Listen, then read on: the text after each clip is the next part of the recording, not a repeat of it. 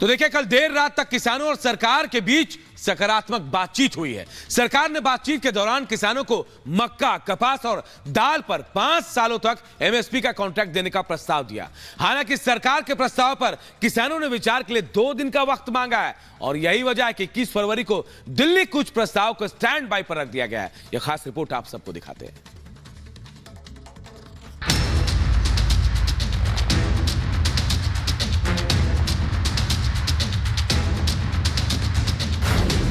MSP पर केंद्र का प्रस्ताव,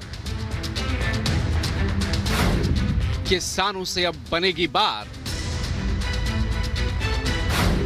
चर्चा पे चर्चा, अब जगी उम्मीद। किसानों और केंद्र के बीच चौथे दौर की वार्ता के बाद अब मुद्दे के समाधान की उम्मीदें जगी हैं। सरकार और किसानों के बीच चौथे दौर की बातचीत में केंद्र ने किसानों को एमएसपी पर एक प्रस्ताव दिया है, जिस पर विचार कर जवाब देने के लिए किसानों ने सरकार से 1-2 दिनों का वक्त मांगा है।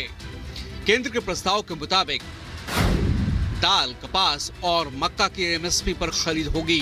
किसानों से एमएसपी पर 5 साल के कॉन्ट्रैक्ट का प्रस्ताव दिया गया है।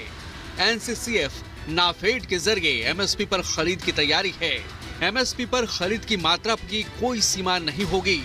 किसानों ने सरकार के इस प्रस्ताव पर विचार कर जवाब देने के लिए वक्त मांगा है। चर्चा हुई है, उस वातावरण में दोनों पक्ष सकारात्मक सोच के साथ, पॉजिटिव थिंकिंग के साथ आगे बढ़ेंगे।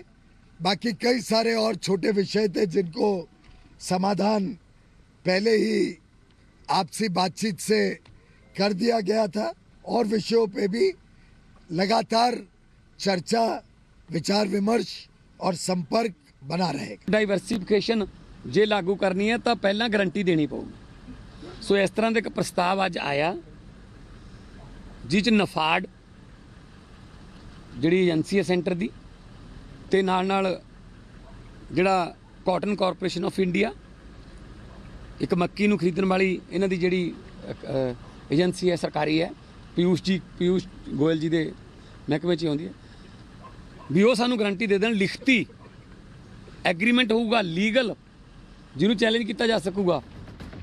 केंद्र सरकार ने किसानों से प्रस्ताव पर विचार करने और शांति बनाए रखने की अपील की है, तो वहीं किसानों ने विशेषज्ञों से चर्चा कर सरकार को जवाब देने की बात कही है। कोऑपरेटिव सोसाइटीज नहीं है, वो केंद्र की एजेंसीज हैं जो हमारी फसल को खरीदने की गारंटी करेंगी और केंद्र सरकार हमारे साथ वो गारंटी करेगी। लेकिन वो उस फसल को खरीदने की भी पूरे भारत के अंदर उसकी खरीदी होगी। लेकिन हमारे लिए जो है, हमारे लिए यही एक विचारने का विषय है कि हम एमएसपी की गारंटी का कानून मांगते थे।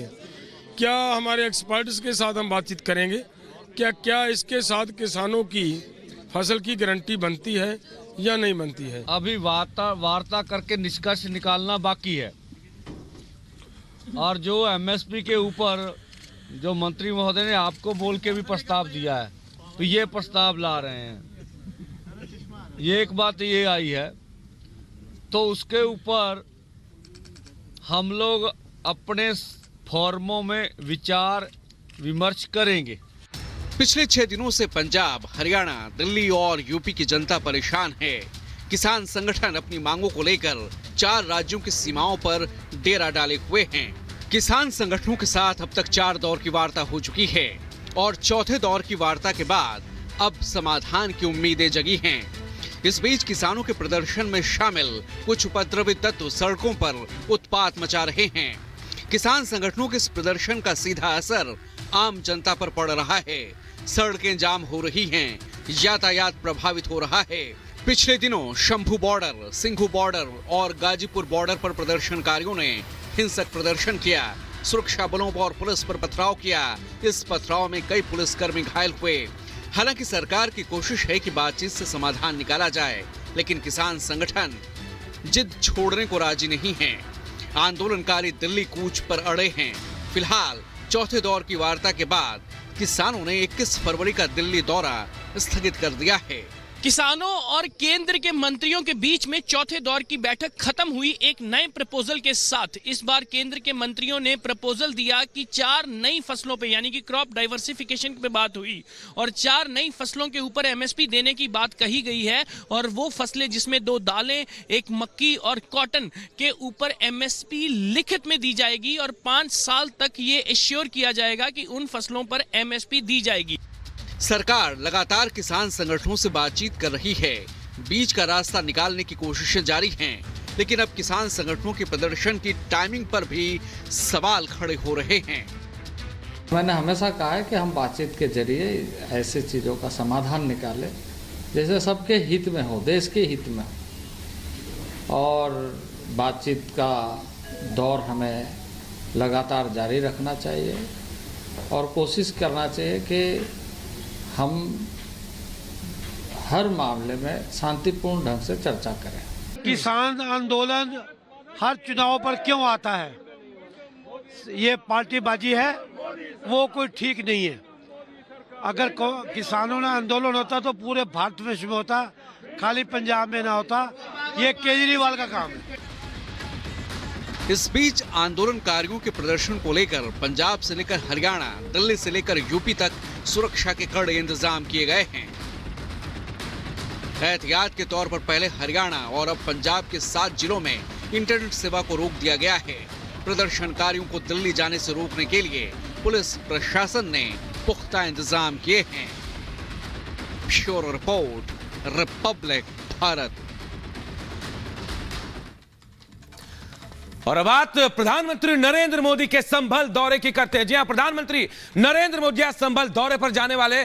कल्की धाम जाएंगे प्रधानमंत्री नरेंद्र मोदी और कल्की धाम में आज मंदिर प्रारूप का शिलान्यास करने वाले हैं। ये वही कल्की धाम है जिसके पीठाधीश्वर आचार्य प्रमोद कृष्णन है।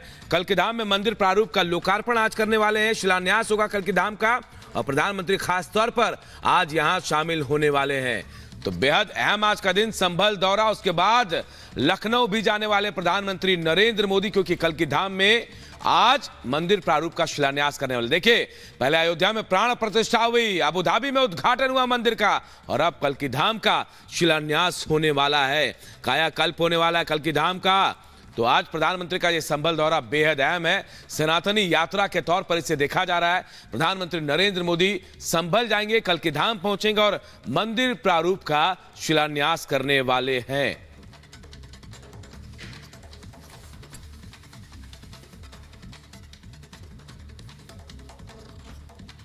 अयोध्या धाम में रामलला के भव्य मंदिर के निर्माण के बाद अब यूपी के संभल में कल्की धाम जो है वो तैयार होगा। भगवान विष्णु के 10वें अवतार भगवान कल्की का दिव्य मंदिर यहां बनने जा रहा है। प्रधानमंत्री मोदी आज मंदिर का शिलान्यास करेंगे, यानी 2024 के चुनावी समर में प्रधानमंत्री की सनातनी यात्रा इंडी गठबंधन पर भारी पड़ रही है। सवाल यह कि क्या संभल कनेक्शन यूपी का 80 सीटों पर मिजाज बदल देगा? यह खास रिपोर्ट के जरिए पूरी तस्वीर आपको बताते हैं।